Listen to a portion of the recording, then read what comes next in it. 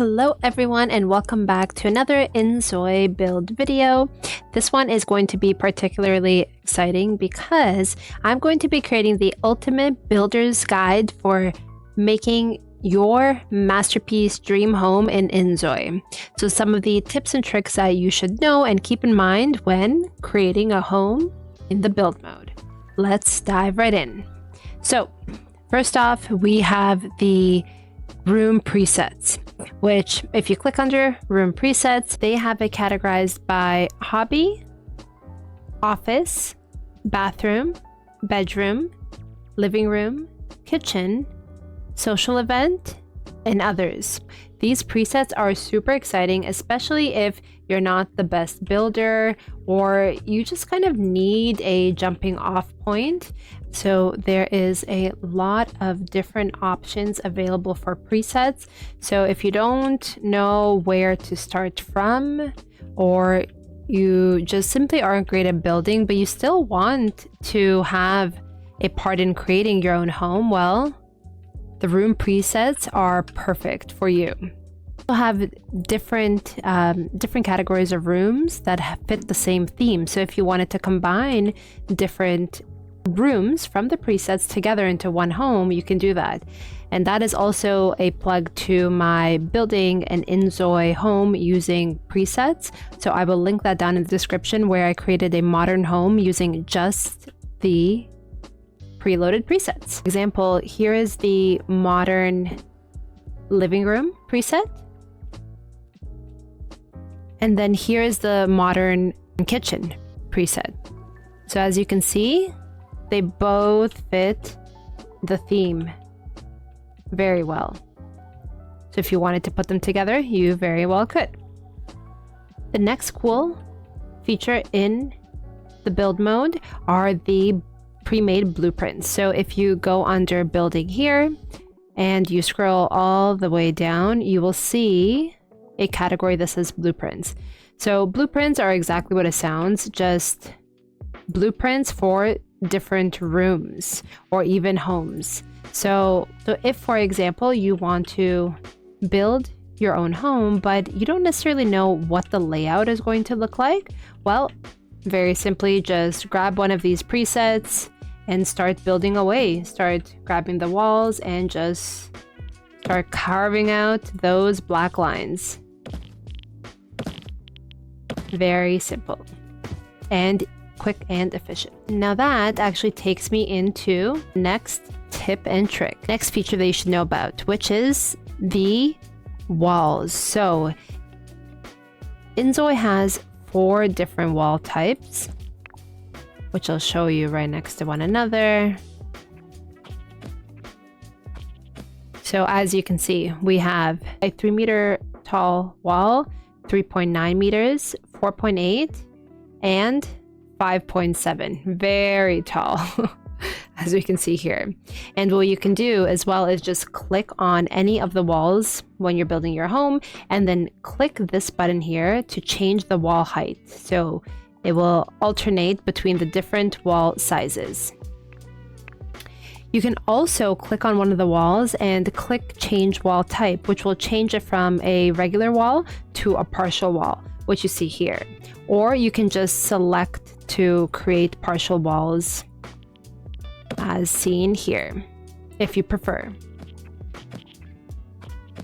Now you can also click either the partial walls or the regular full walls and click this button to change to a handrail. And you could also change the type of handrails that you use over here. Now, moving on to our next tip.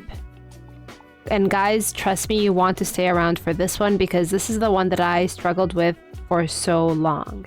If you have a home, okay, and you want to build it on a platform. So over here on the left, you can see where the platforms are, that you have different shapes. Whether you want a square, a diamond, a pentagon, anything that you like, here are the different platforms.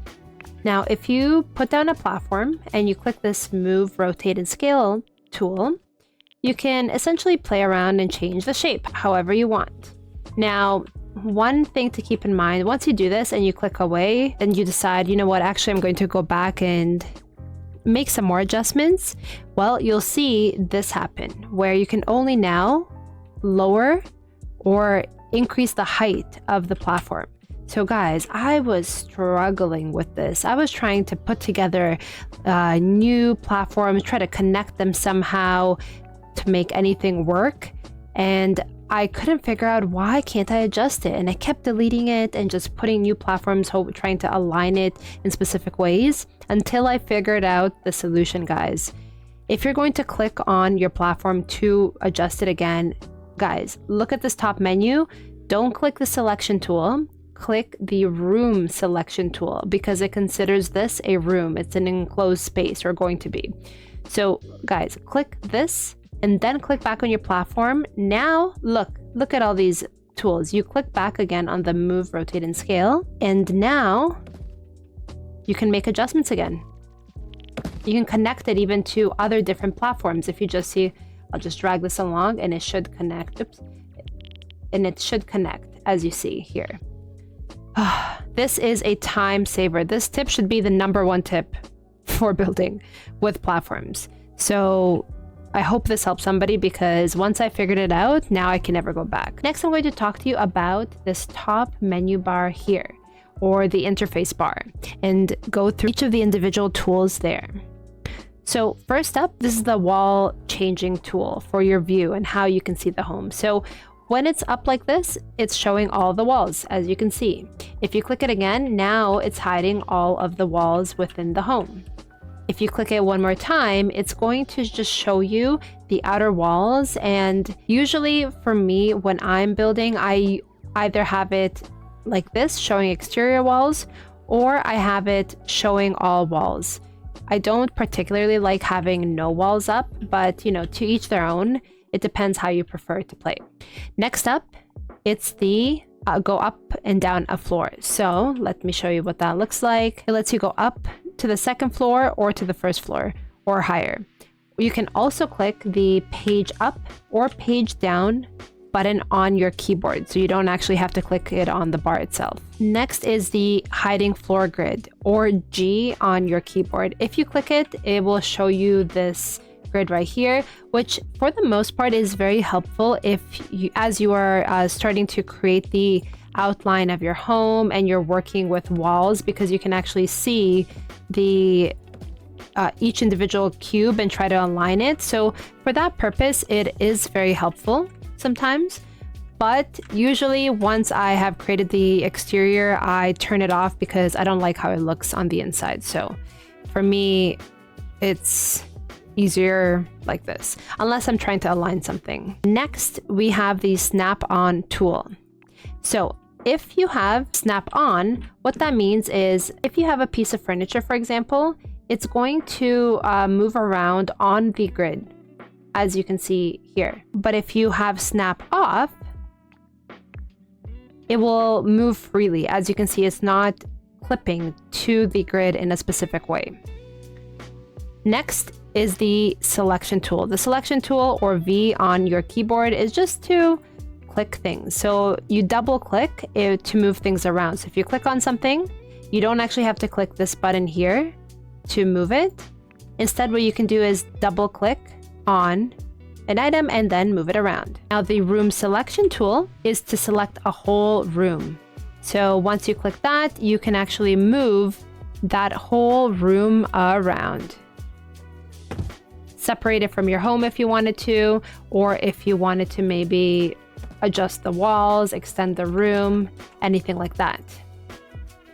And again, remember guys, for the room selection tool, it's also useful in editing the platform, so do not forget that. The delete tool lets you just delete any piece of furniture or wall that you have up, and the delete all will delete your whole build. The undo, or Control Z, will undo anything that you've previously just done, and the redo, Control Shift Z on your keyboard, will just redo your previous action. So let's undo and go back into our home. Next, we have the move house icon. Click on that, and now you can select your whole house and you can just move it around however you want. The move property would include if you have, let's say, a backyard. So if you have a home and you have a backyard, it will move everything all together.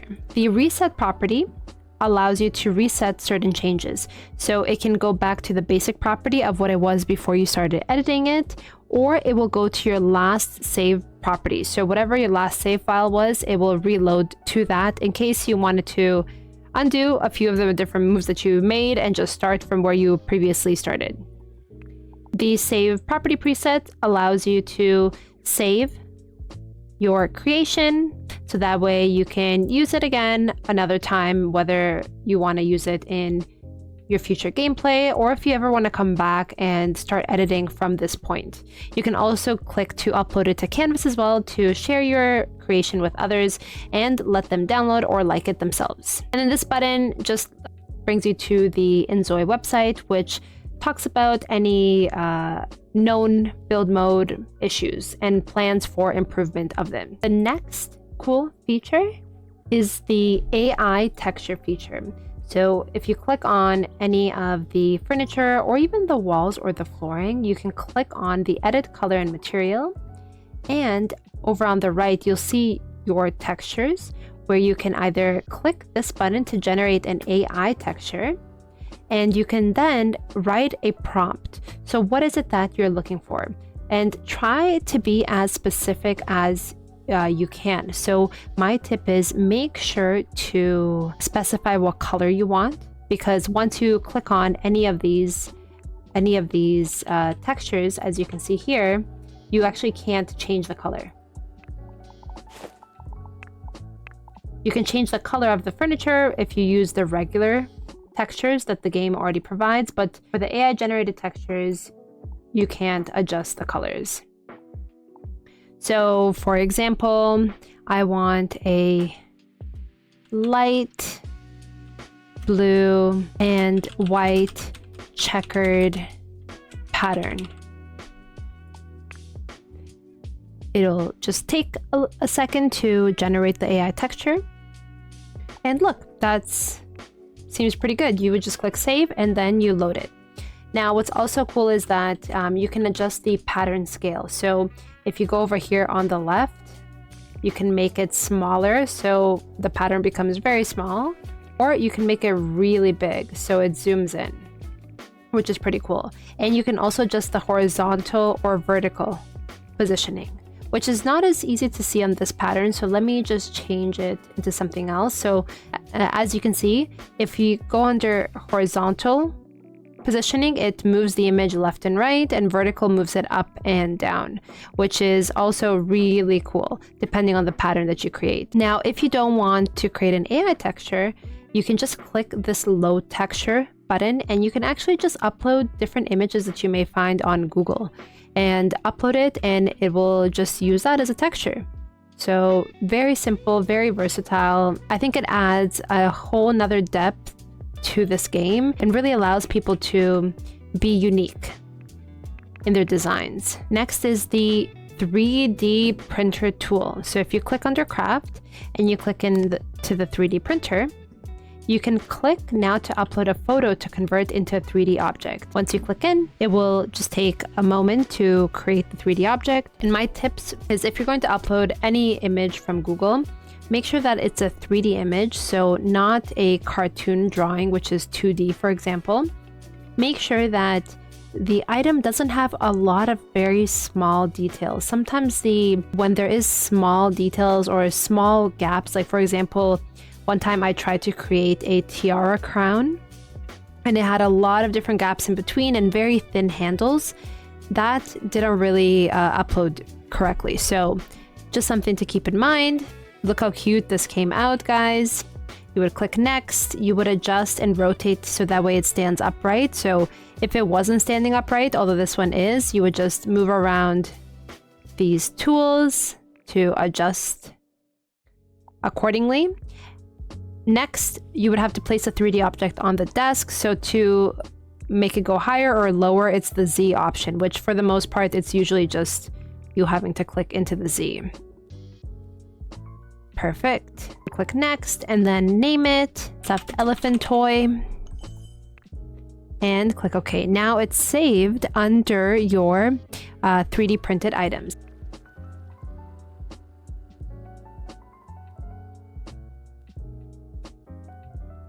And then you can just place it freely. I mean, look how cute that looks and so realistic. Looks identical to the image that I pulled off Google. And I honestly just love elephants, guys, so so I hope you do too.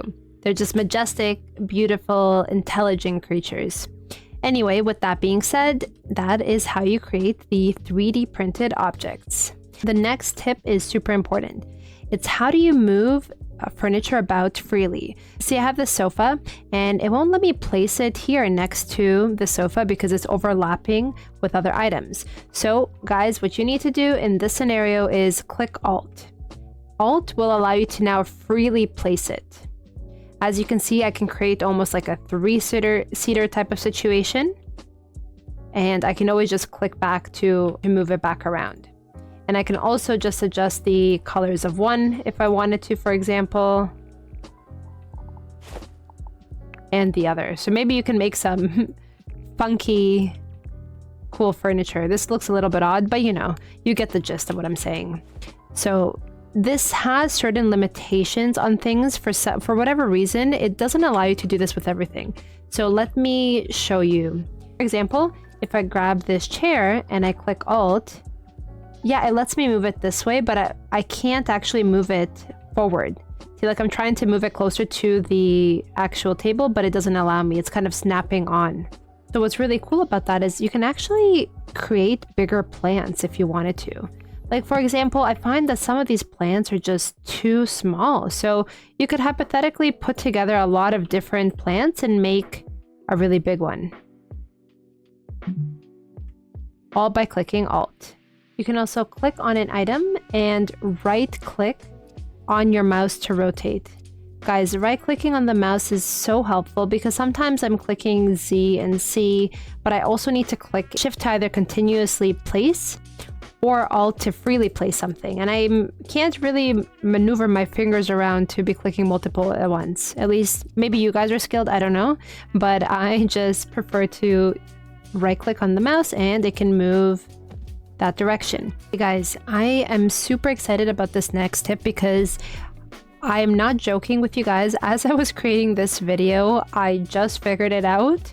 I was clicking around on different tools and just looking at the different menus, and I figured out how to size the 3D printed object. So let me show you what I mean. So originally I had created a 3D printed item and I wanted a Tide laundry detergent. So I had 3D printed it and I was like, okay, this looks great, but look how big it is. What am I going to do with this size? And also I can't put it onto a countertop. Even if I click Alt, it just goes in the actual counter.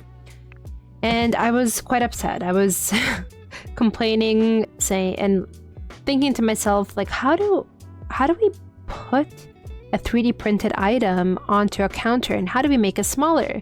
So guys, if you're in the same exact boat, I'm about to tell you right now. I literally just 5 minutes ago figured this out. What you have to do is first place an item where you want that 3D printed item to go. So I want to be able to place this Tide directly here on this counter. So I'm going to click the Steel Book Organizer and I'm going to click Edit Appearance. Once you click that, you can actually place your 3D printed objects there. So I'm going to click on the Tide laundry detergent. It pops up and I understand it's still really big, but guys, look here on the right hand side. You can adjust the size. It's significantly better. And you can adjust where you have it. Over here, back here. It is so cool. And you have to click OK. So if it's not rotated the correct way, you have to actually click OK. And then you can rotate it here. But guys, it works. Look at that. We just put the Tide onto the countertop. I have been complaining for so long, guys. You don't even understand. I am so happy right now. that we were able to figure this out. And I really, really hope that this helps one of you guys, because I've been upset about this issue for a really long time. Oh, let me try to place the stuffed animal. Okay, guys, let me see if the stuffed elephant will work. Edit appearance. Oh, he's so cute. Oh, it works, guys. Look how cute that is. Look how cute. Look at that. Oh, guys, look how nice that is. Is anybody as excited as I am? Because I'm super excited. No way. Thank you guys so much for watching. I hope you enjoyed this video. Let me know if you would like more build mode videos, character create, or even just gameplay within the actual inZOI world. Happy to create anything for you guys. And don't forget to like, comment, subscribe, and we will see you on the next one.